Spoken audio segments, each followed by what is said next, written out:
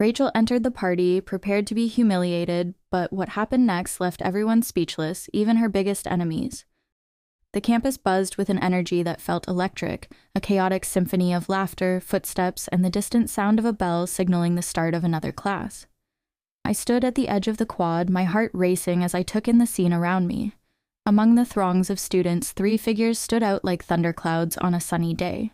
Tyler, Edward, and Vincent, kings of this academic jungle, seemed to command the space around them effortlessly. They were the type of guys that everyone feared and admired in equal measure, their charisma matched only by their cruelty. "Look at that loser," Tyler sneered, nodding toward a student struggling with a stack of books. The trio erupted into laughter, their voices mingling with the crowd, creating an atmosphere that felt exclusive and oppressive. "He really thinks he's going to ace that exam?" Edward added, his tone dripping with mockery. Vincent chimed in, "Maybe if he studies in the library all night, he'll get lucky." I felt a pang of unease as I watched them. Their laughter was infectious, drawing others in while simultaneously pushing the less popular students further into the shadows. It was a ruthless hierarchy, and I had no desire to be a part of it. My heart raced with anxiety, but I reminded myself that I had come to this university for a reason, to learn, to grow, and to challenge myself. I wouldn't let their arrogance deter me. As I took a deep breath, the weight of my nerves settled on my shoulders. I had just arrived on campus, new and vulnerable, but I knew I had to stand my ground. I had spent my whole life striving for academic excellence, and now I wouldn't let a trio of bullies intimidate me. "You've got this, Rachel," I whispered to myself, my voice barely audible over the chatter. I adjusted my backpack and made my way toward the lecture hall, determined to focus on my goals. Inside the classroom, the atmosphere shifted. Students settled into their seats, and the professor, a stern-looking woman with glasses perched at the end of her nose, began to speak. I listened intently, absorbing every word. The lecture progressed, and I found myself engaged, raising my hand to answer questions with a confidence I didn't know I possessed. It felt invigorating. Each correct answer ignited a spark inside me. "All right, class, who can tell me the significance of the Treaty of Versailles?" the professor asked, her gaze sweeping over the room. I felt my heart racing, adrenaline pumping through my veins. Without hesitation, I raised my hand. "Rachel," the professor called, and I could feel the eyes of my classmates on me, including those of Tyler, Edward, and Vincent. I answered clearly and concisely, detailing the treaty's impact on Europe post World War I. A few students nodded in appreciation, and the professor smiled. "Excellent, Rachel, very insightful." My chest swelled with pride, but as I glanced toward the back of the room, I caught Tyler's smirk. He leaned in closer to Edward and whispered something, their heads bobbing as they exchanged glances. "Looks like we've got a nerd on our hands," Tyler muttered loud enough for me to hear, his voice dripping with disdain. My heart dropped, but I refused to let them get under my skin. Instead, I squared my shoulders and focused on the professor, pushing aside the harsh words. "What's the plan for her?" Edward whispered to Tyler, his gaze fixed on me. I could feel the tension in the air, their plotting palpable. I was an outsider, and they were determined to remind me of that. As the lecture came to an end, I gathered my things, my mind racing with thoughts of what might come next. I had made a mark today, but I sensed that the battle was far from over. I stepped out into the hallway, flanked by students who either ignored me or whispered amongst themselves, but I held my head high. I wouldn't be intimidated. I was here to make a name for myself, and I was just getting started. As I walked across campus, I could feel the weight of their whispers trailing behind me like a shadow. Tyler, Edward, and Vincent were at it again, their laughter ringing out like a triumphant bell. I had heard the rumors they spread about me, how I was just a naive newcomer, how I would fail spectacularly at the party they had planned. I clenched my jaw, refusing to let their cruelty seep into my resolve. They thought they could break me, but I was determined to stand tall. "Did you hear what they said?" a girl whispered to her friend as I passed. I caught snippets of their conversation, words like loser and embarrassment floated through the air. I could feel my heart racing, a mix of anger and frustration bubbling inside me. But beneath that, a quiet strength began to blossom. I would not allow them to dictate my worth. I took a deep breath and formulated a plan of my own. Later that evening, I sat at my desk, surrounded by textbooks and notes, the dim light of my lamp illuminating the pages. I needed to prepare for the party, not just in terms of attire, but mentally too. I had to remind myself of my strengths. I was intelligent, driven, and had a unique perspective to offer. While they were busy plotting my downfall, I would focus on rising above their petty schemes. With a determined flick of my wrist, I opened my laptop and began browsing outfit ideas. I envisioned myself walking through that crowded room, head held high, my presence commanding respect rather than ridicule.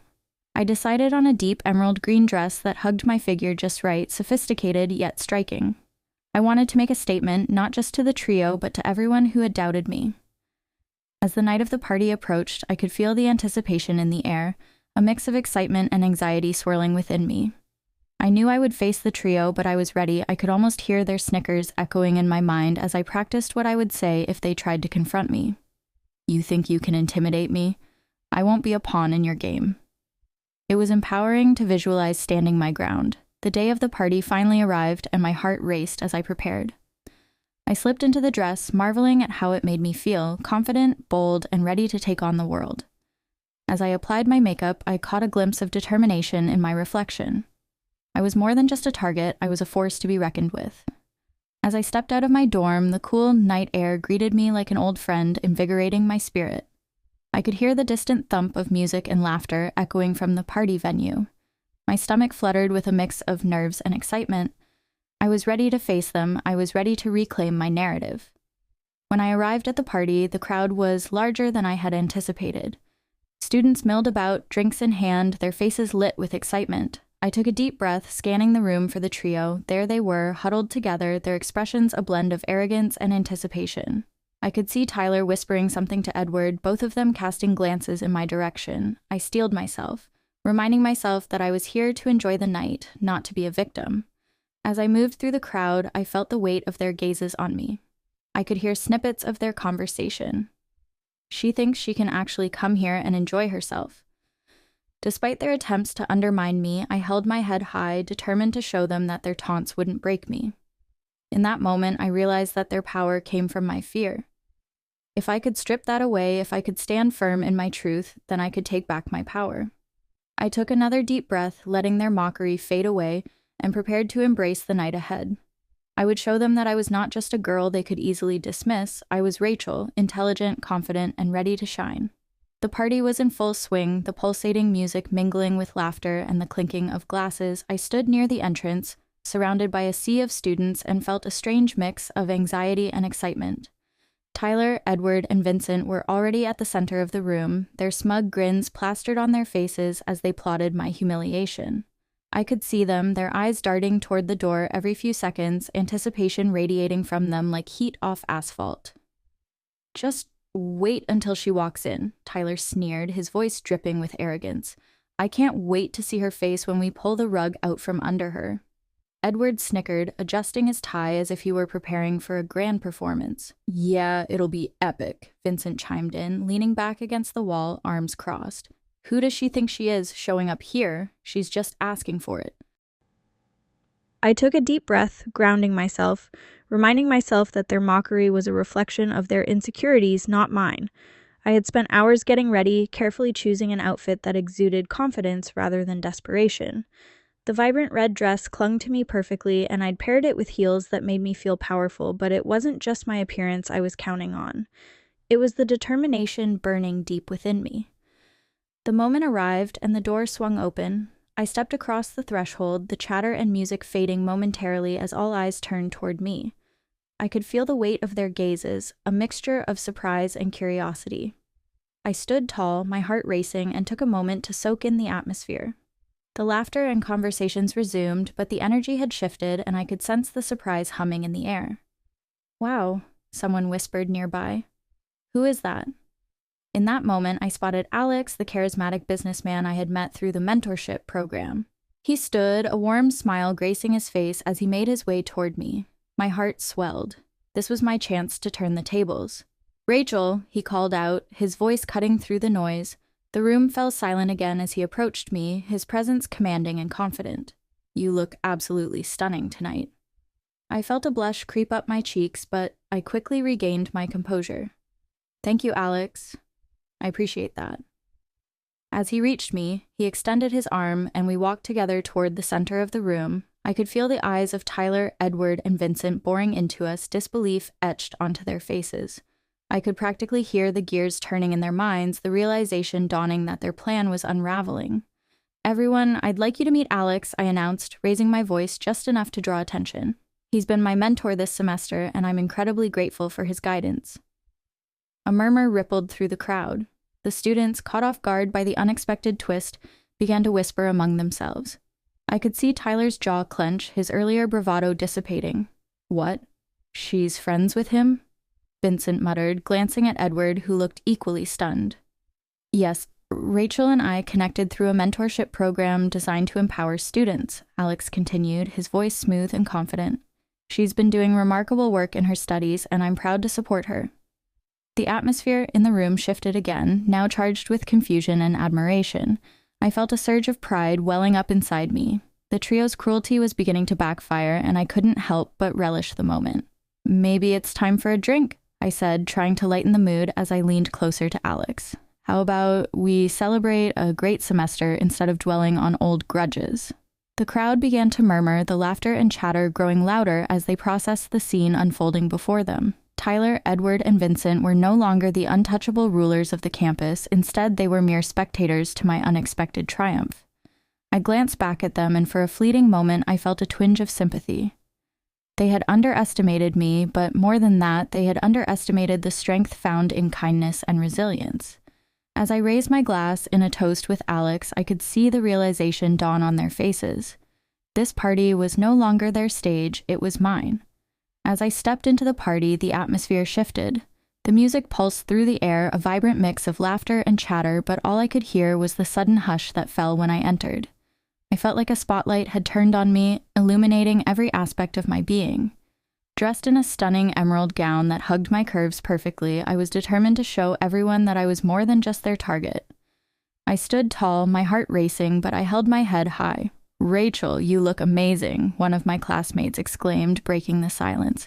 I turned to see Sarah, a fellow student from my chemistry class, her eyes wide with admiration. "Thanks, Sarah, you too," I replied, forcing a smile as I scanned the room. I spotted Tyler, Edward, and Vincent huddled together, their smug expressions faltering as they took in my entrance. "Are you ready for this?" Alex whispered beside me, his presence grounding me. He was a successful businessman and had been my mentor through a program at the university. "More than ready," I said, my voice steady despite the adrenaline coursing through me. I could feel the energy shift in the room as I turned back to the crowd. "Everyone, I'd like to introduce you to Alex Mercer, my mentor and a successful entrepreneur." The murmurs grew louder as I gestured towards Alex, who stepped forward with a charming smile, his confidence radiating like a beacon. "It's a pleasure to be here tonight. Rachel has been an incredible mentee," he said, his voice warm and inviting. The crowd erupted into applause, and I could see the shock on Tyler's face morphing into disbelief. They had expected me to slink in, humiliated and alone, but here I was, standing tall with someone who commanded respect. "Looks like the tables have turned," I whispered to Alex, smirking slightly. He chuckled, the sound reassuring as the crowd continued to cheer for me. But Tyler wasn't about to let it go that easily. "What's this? You think you can just waltz in here with your fancy friend and steal the show?" he shouted, his voice dripping with sarcasm. I could feel a twinge of anxiety, but Alex squeezed my shoulder gently, silently encouraging me to stand my ground. "Actually, Tyler, I'm not stealing anything. I'm just showing everyone that kindness and humility matter more than arrogance and cruelty," I shot back, my voice firm. The crowd gasped collectively, and I could see a few people nodding in agreement. The chants of "Rachel, Rachel" began to swell, drowning out Tyler's attempts at mockery. I felt a rush of exhilaration as I realized how far I'd come. Edward, desperate to reclaim his lost power, jumped in. "You think this is going to change anything? This is just a moment, Rachel. You're still nothing without us." I looked at him, my heart pounding but my resolve unwavering. "No, Edward, I found my strength, and it's not about being something in your eyes. It's about being true to myself." Vincent, now visibly agitated, tried to salvage their image. "Come on, guys, let's just forget about this. It's just a party," he yelled. But the crowd was no longer on their side. "Forget this? You wanted to humiliate me tonight, remember?" I said, keeping my voice steady. "But instead, you've only made yourselves the laughingstock." As the chants grew louder, I could see the trio's confidence crumbling. They stood there, the weight of their actions bearing down on them, and it felt good. A sense of justice filled the air, a reminder that cruelty could be met with courage. "Let's get out of here," Tyler muttered, his bravado fading. They turned to leave, but not before I called out one last time. "I hope this teaches you a lesson about humility." With that, the party continued to buzz with excitement, and I felt a sense of triumph wash over me. I had stood up to my bullies and turned their plan upside down, but more importantly, I had proven to myself that I was capable of so much more than they had ever given me credit for. As the night wore on, I basked in the warmth of newfound friendships and the support of my peers. I had entered the party nervous and unsure, but I was leaving it empowered, ready to embrace whatever challenges lay ahead. My journey was just beginning, and I wouldn't let anyone dim my light again. The aftermath of the party felt surreal. As I walked across campus the next day, the air was thick with whispers, but this time they were not about me. I could hear snippets of conversation about Tyler, Edward, and Vincent, the infamous trio that had ruled the social landscape with an iron fist. Now, they were the subject of ridicule, their arrogance stripped away in a single night. I had done nothing more than show up and be myself, yet it had caused a seismic shift in the social dynamics of the university. "Did you see their faces?" a girl said, her laughter ringing out as she passed me. I couldn't help but smile. It felt good to know that the power had shifted, but as I watched Tyler walk by, his shoulders slumped and his eyes downcast, I felt a pang of something I hadn't expected. Compassion. I decided to grab a coffee at the campus cafe, hoping to find some solace in a warm drink and a quiet corner. As I stirred the sugar into my cup, I couldn't shake the feeling that revenge wasn't my style. I didn't want to be the person who kicked someone when they were down. I wanted to rise above that. "Hey, Rachel." I turned to see Claire, a fellow student, waving at me from across the room. "You were amazing at the party. Everyone's talking about it." "Thanks, Claire. It was unexpected," I replied, trying to downplay it. I wasn't sure how to feel about being the center of attention for something I hadn't intended as a spectacle. As I sipped my coffee, an idea began to form. Maybe I could reach out to them. Perhaps they needed someone to remind them that there was more to life than their image. I grabbed my phone and hesitated for a moment. Was I really considering this? But the thought of them wallowing in their own downfall didn't sit right with me. I quickly typed a message to Tyler, Edward, and Vincent, inviting them to meet for coffee to discuss what had happened. "Are you serious?" I muttered to myself, hitting send before I could second-guess my decision.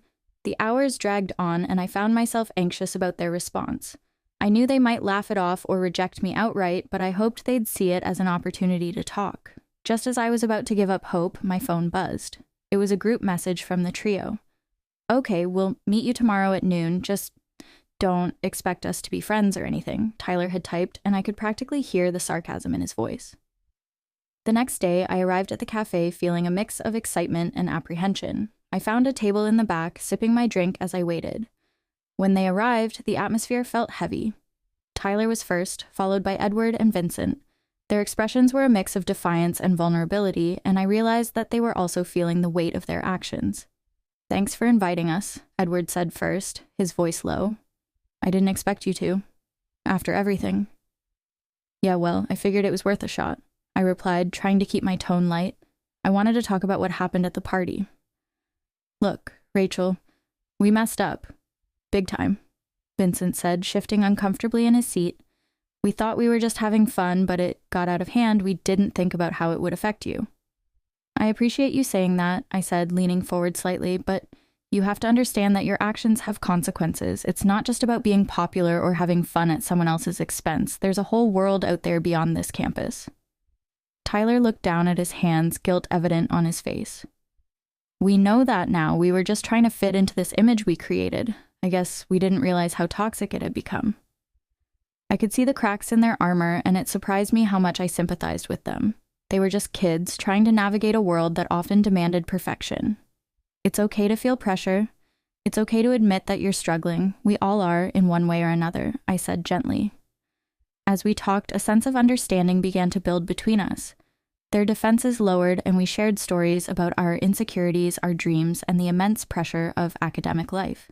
I realized that beneath their bravado, they were just as human as I was. "Maybe we can start over," I suggested, feeling a sense of hope rising within me. Not as rivals, but as students who can learn from each other.